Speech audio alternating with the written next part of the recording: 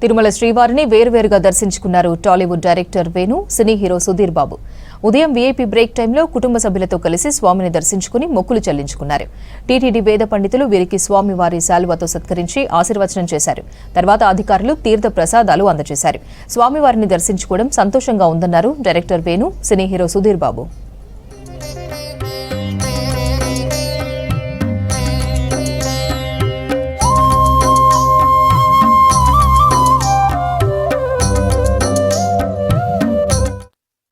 మా పాప పుట్టు వెంట్రుకల కోసం వచ్చాము స్వామివారి దగ్గరికి.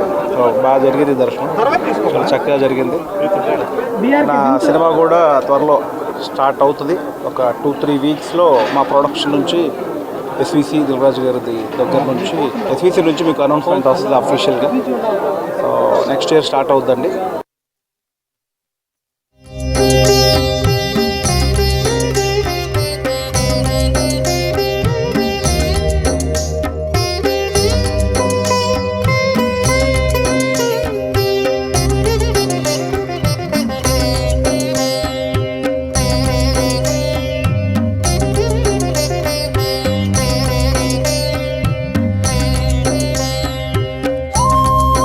చాలా హ్యాపీగా ఉంది రావడం.